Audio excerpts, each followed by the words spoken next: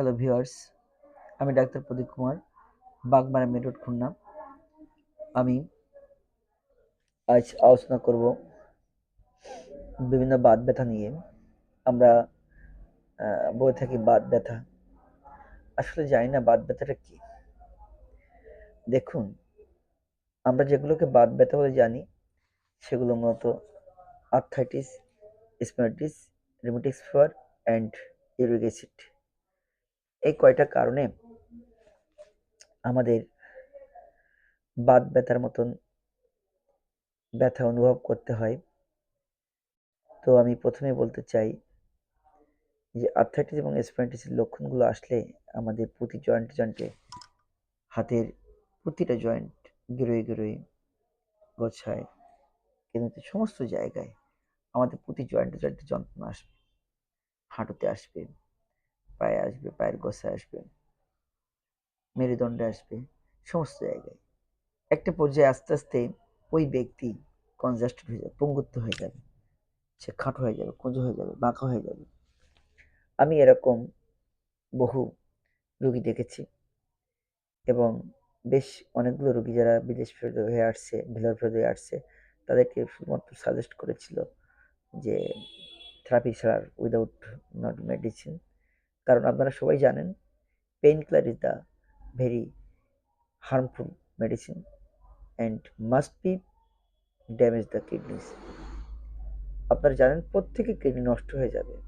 আমি এরকম অনেক রোগী পেয়েছি, অনেকে আমাকে বলেছে যে বাবু আমি খুব জীবনে ব্যথার ওষুধ খেয়েছি, আমার কিডনির কিটিন বেড়ে এখন 8, 9, 10। আমার ডাক্তার সাজেস্ট করেছেন ইসে ডায়ালিসিস করতে হবে। ডায়ালিসিস এটা কামিং সুন ডেট।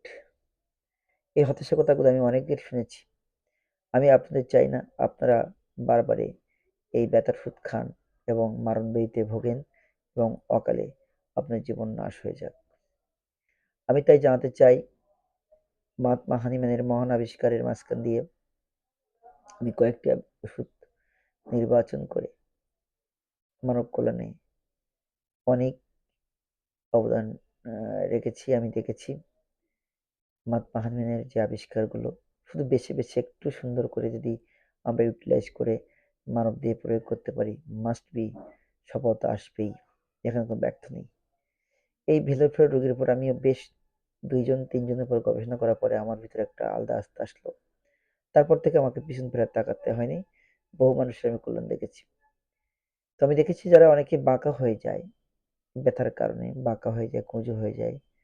আসলে এটা দেখুন, arthritis, spondylitis and rheumatic fever এই জাতীয় ব্যথার কারণে এটা হয়ে থাকে। তো আমি আপনাদেরকে প্রত্যেকের বলবো যে আপনারা ভয় পাবেন না। অবশ্যই এর চিকিৎসা আছে। ব্যথার ওষুধ খাবেন না।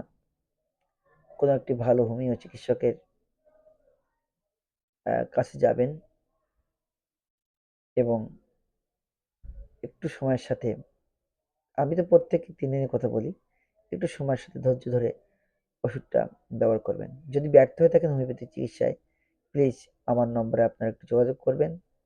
একটিবার আসবেন, দেখবেন কেমন লাগে।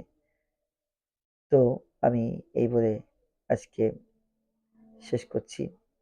সকলেই সুন্দর থাকুন, সুস্থ জীবন